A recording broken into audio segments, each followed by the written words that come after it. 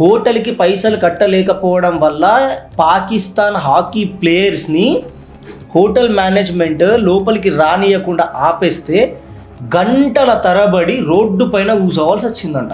ఎంతసేపు వేరే దేశాల దగ్గర పోవాలా, బిచ్చం అడుక్కోవాలా, అవి తీసుకుపోయి టెర్రరిస్ట్ ఆర్గనైజేషన్లలో పెట్టాలా, బాంబులు కొనుకొచ్చుకోవాలా, ఇండియా మీద వార్ చేయడానికి ట్రై చేయాలా. ఎన్నిసార్లు వార్ ట్రై చేసినా మళ్ళీ ఓడిపోవాలా. ఎన్నిసార్లు కొట్టాలరా మిమ్మల్ని, కొట్టి మాగే చేస్తొస్తున్నారు. ఒక టైంకి వస్తే పక్క కంట్రీస్ మీద ఏడ్చే దాంట్లో మాత్రం నంబర్ 1 ఉంటారు మీరు, పక్కన నాశనం కోరుట్లో నంబర్ 1 ఉంటారు. అది తప్పించి ఏది శాతం కాదు ఈ పాకిస్తాన్ నా కొడుకులకి. మేము టెర్రరిజంని ఎంకరేజ్ చేయం, మా దగ్గర టెర్రరిజం లేదు అంటారు. మళ్ళీ దొరికిన కొడుకులు అంతా టెర్రరిస్టుల కంట్రీలో ఉంటారు. ఇది ఎక్కడదు పంచాయతీ. ఇప్పుడు వీళ్ళు పోయి ఇంకొక దేశంతో కలుస్తున్నారు అని అంటే వాళ్ళ దగ్గర ఉన్నది లాక్కోనికి లూటి మాపి, అంతకు మించి ఏం కాదు వీళ్ళతోని.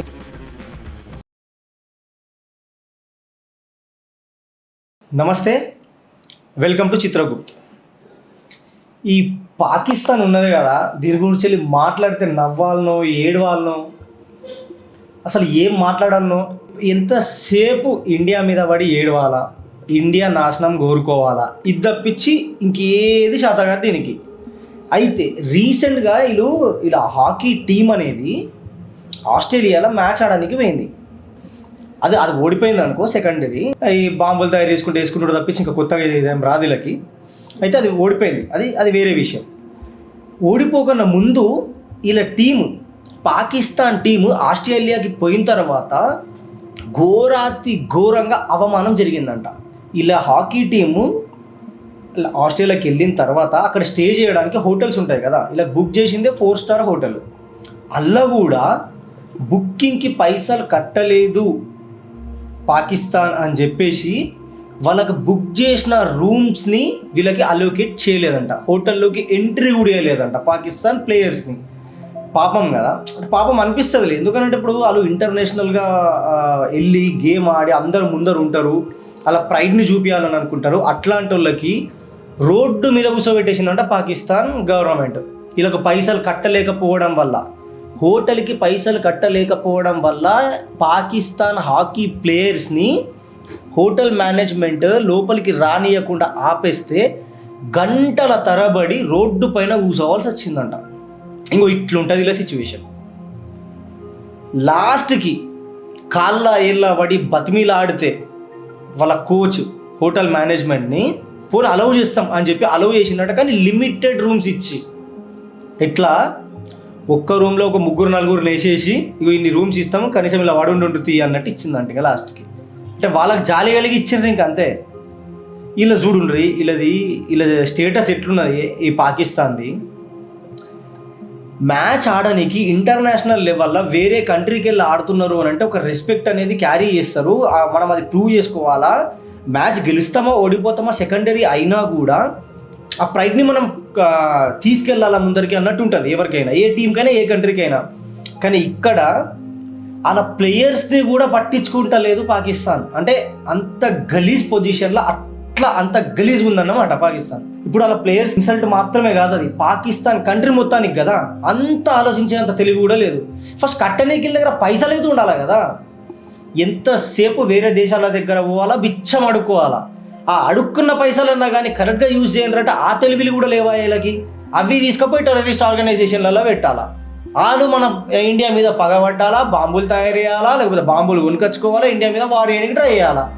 ఎన్నిసార్లు వార్ ట్రై చేసినా మళ్ళీ ఓడిపోవాలా. అరే పోరన్కైనా సరే ఒక 2-3 సార్లు ఓడిపోయిన తర్వాత చీని అమ్మాయి మనం ఎట్లా ఓడిపోతున్నాం, సైలెంట్ అని ఉందాము, సపరేట్గా మూసుకొని వాళ్ళతో కలిసిపోదాము అన్నట్టు ఉంటారు. వీళ్ళకి సిగ్గనేదే లేదా. ఎన్నిసార్లు కొట్టాలరా మిమ్మల్ని, కుక్కను కొట్టినట్టు కొట్టి మాగే చేస్తొస్తున్నారు. ఒక టైంకి వస్తే మీతో వార్ చేయాలంటే మాకు గీ బచ్చాగలతో ఏంది అని అనుకుంటారు మా ఆర్మీ వాళ్ళు. అంత ఆ సిచ్యువేషన్లో ఉన్నారు మీరు. మీకు గవర్నమెంట్ నడపనికి శాత కాదు. వేరే దగ్గర అట్లీస్ట్ మన పాకిస్తాన్ కొంచెం మంచిగా చూపిద్దాం ఆ తెలివి లేదు. ఎడ్యుకేషన్ల ముందర ఆడలేరు, బిజినెస్లలో లేరు. ఇంకేడున్నారా మీరు. ఎంతసేపు మంది మీద పడిచి పక్క కంట్రీస్ మీద ఏడ్చే దాంట్లో మాత్రం నంబర్ 1 ఉంటారు మీరు, పక్కన నాశనం కోరుట్లో నంబర్ 1 ఉంటారు. అది తప్పించి ఏది శాతం కాదు ఈ పాకిస్తాన్ నా కొడుకులకి. ఇంకా హైలైట్ ఏం తెలుసా, వీళ్ళు చెప్తారు మేము టెర్రరిజంని ఎంకరేజ్ చేయం, మా దగ్గర టెర్రరిజం లేదు అంటారు. మళ్ళీ దొరికిన కొడుకులు అంతా టెర్రరిస్టుల కంట్రీలో ఉంటారు. ఇప్పుడున్న వాళ్ళు మసూద్ అజర్ రాసుంటాడు కానీ హఫీజ్ సయ్యద్ గారు కానీ ఈ టెర్రరిస్ట్ ఆర్గనైజేషన్ రన్ చేసే ఈ టెర్రరిస్ట్ బ్యాచ్లు అంతా పాకిస్తాన్లోనే ఉంటుంది. వాళ్ళకి మాత్రం మస్తు ప్రొటెక్షన్ ఇస్తారు. పోనీ గతంలో దొరికిన బిన్ లాడన్ కానీ లేకపోతే దావూద్ కానీ వీళ్ళు మళ్ళీ పాకిస్తాన్లో దొరుకుతారు. అదేందో టెర్రరిస్ట్కి మాకు సంబంధమే లేదు అని అంటది పాకిస్తాన్, కానీ తిరిగి చూస్తే టెర్రరిస్టులు అందరూ పాకిస్తాన్లోనే ఉంటారు. ఇది ఎక్కడదు పంచాయతీ? ఇది మీరే చెప్పాలరా పాకి నా కొడుకులు, మీరే చెప్పాలా. ఇక ఇది ఈ లెక్క అయితే ఎవరికి నాకు తెలిసి అర్థం కాదు. ఇక పోనీ బయట దేశంలో నుంచి వెళ్ళి అప్పులు పట్టుకొచ్చుకుంటారు. అప్పులు పట్టుకొచ్చుకొని మీ దేశాన్ని ఏమన్నా ఉద్ధరిస్తున్నారా అంటే ఎలా కూడా ప్రోగ్రెస్ ఉండదు. తిననీకి పాపం అలా ప్రజలకి తిండి చక్కగా పెట్టలేదు, వేసుకోనికి బట్టలు లేవు, తాగనికి నీళ్ళు లేవు. కానీ ఈ కొడుకులు ఇండియా మీద మేము వార్ చేస్తాం, కాశ్మీర్ హమార్కు చాయే, మేము కాశ్మీర్ని తీసుకుపోతాం. అరే ఉన్నోళ్ళకి తిండి పెట్టేనేది మీకు కాశ్మీర్ని తీసుకొని ఏం చేస్తారా భయ్? అంత కామన్ సెన్స్ కూడా లేదా అసలు? మీకే ఇచ్చి ఆ ఆలోచన ఇంకోసారి రానియకుండా వేసే ప్లాన్స్ మా దగ్గర కూడా ఉన్నాయిలే. కానీ ఇగో ఇసుంటి నా కొడుకులకి ఇండియాతోనే వారు కావాలంట. అలా స్పోర్ట్స్ మెన్స్ని, అలా స్పోర్ట్స్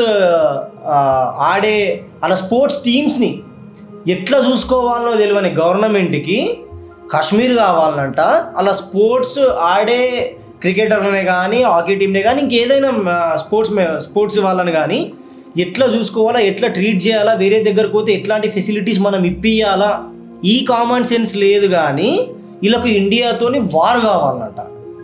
మేము ఒక్కసారి కొడితేనే లెవ్వలేనంత లోపలికి పోయి పడినారు మీరు ఈసారి వార్ చేసిండ్రే అనుకో, మీకు ఏడేడ వలిగిపోతావు, ఎట్లా కుట్లేసుకోనికి కూడా పర్సన్ అవుతారు. మీరు బొక్కలు లెంకుకోనికి కూడా దొరకాయి. మళ్ళీ అట్లాంటి వార్ ఇస్తాం మేము అనుకుంటే.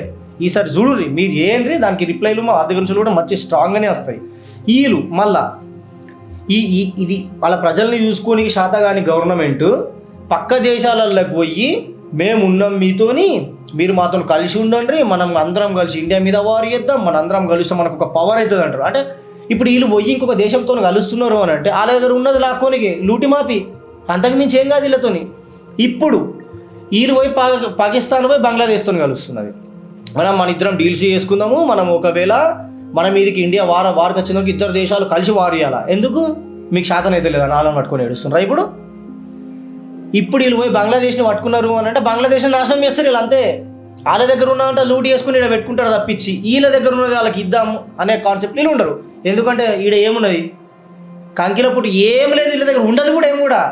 ఎంతసేపు ఏడ్చి పడికి మంది మీద ఏడ్చే దిమాగ్ తప్పించి ఇంకొకటి మంచి చేద్దామనే ఆలోచన లేని వీళ్ళ దగ్గరికి ఇంకా వేరే కంట్రీస్ పోయినాయంటే వాళ్ళంత దిమాగ్ లేనోడు ఇంకొకటి అయితే ఉండరు నాకు తెలిసి.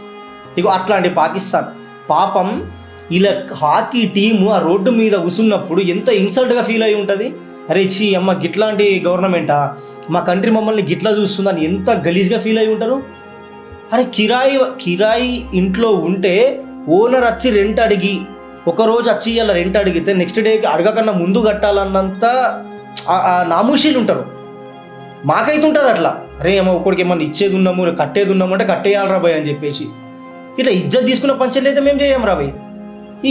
మరీ ఇంత దారుణమా అనుకున్నాం. సరే ఆడేడు అడుక్కుంటున్నారు కదా, అడుక్కున్న పైసలతోనే మనం మేనేజ్ చేస్తారేమో అని. అడుక్కున్న పైసలన్నీ ఎడబెడుతున్నారా బాబు మీరు? మరి ఇవి ఏది శాతగానప్పుడు మూసుకొని కూర్చోవాలా, ఏతులు పడద్దు. అందుకోసమే వీళ్ళ మీద ఉంచినా ఇలా తిట్టినా మనల్ని మనం ఇట్లా చూపించుకున్నట్టు అవుతుంది గంతే. So end of the day నేను ఏమంటున్నా అంటే పాకిస్తాన్కి మీది మీరు కడుక్కోండి, ముందు మీది మీరు చక్కగా ఉండండి, మీది మీరు డెవలప్ అవ్వండి, దాని తర్వాత పక్క దేశాల గురించి ఆలోచించండి. మీరు అనుకుంటున్నట్టు పాత గవర్నమెంట్లు లేవు, పాత ఇండియా అసలే కాదు. ఈడ రెస్పెక్ట్తో ఉంటాము, రెస్పెక్ట్ ఇచ్చినోడికి రెస్పెక్ట్ మస్తు గట్టిగా ఇస్తాము. ఇన్ కేస్ మా మీదనే మీరు ఏమన్నా చేద్దామని చూస్తే దానికి ట్రిపుల్ టైమ్స్ మేము కూడా మీకు అట్లనే రిటర్న్ గిఫ్ట్లు ఇస్తాము. సో శాతగానప్పుడు శాతగానట్టే కూర్చోండి. ఫస్ట్ మీది మీరు చక్కదిద్దుకున్న తర్వాత అప్పుడు అవతల గురించి మాట్లాడుకోండి. అట్లీస్ట్ ఇప్పుడన్నా మారి ఫస్ట్ మీ ప్రజలకు ఏం కావాలా, పాకిస్తాన్ని డెవలప్ ఎట్లా చేసుకోవాలా, మేము ముందరికి ఎట్లా పోవాలా, కాంపిటేటివ్ వరల్డ్ అవుతున్నది, ఇండియా ఏడునో ఉన్నది ఇంత ముందరకు వచ్చేసింది, మేము ఎటు పోతున్నామో కూడా అర్థమైతే లేదు. ఇది మీరు గ్రహించి జర కొంచెం మారి